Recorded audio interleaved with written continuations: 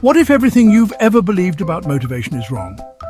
That's the question at the heart of the motivation myth. How high achievers really set themselves up to win, by Jeff Haden.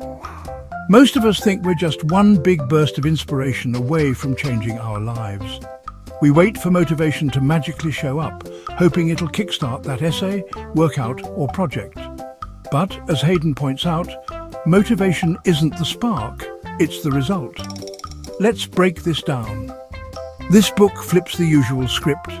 Instead of motivation leading to action, it's action that comes first. Tiny steps, small wins. The feeling of progress, that little dopamine hit when you see yourself improving, is what actually creates lasting motivation. Think of it like lighting a campfire. You don't wait for the flames to show up. You gather the wood, strike the match, and, with a little effort, the fire grows. Motivation is the fire, not the match. Here's the first big theme.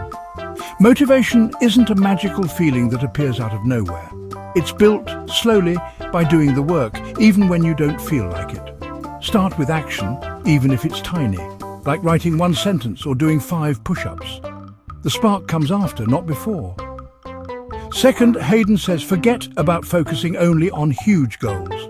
Goals are nice, but what gets you there is process. If you want to run a marathon, don't obsess over the finish line. Build a routine. Run a little each day. Success comes from sticking to your process over and over. And here's a simple trick. Change your language from I can't to I don't. I don't skip workouts is much more powerful than I can't skip today. It turns your choices into part of your identity, making them stick. Finally, Haden suggests being a jack of all trades isn't a weakness, it's a superpower.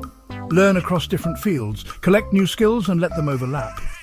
Most big innovations come from mixing ideas, not from specializing in just one thing. Why does this all matter?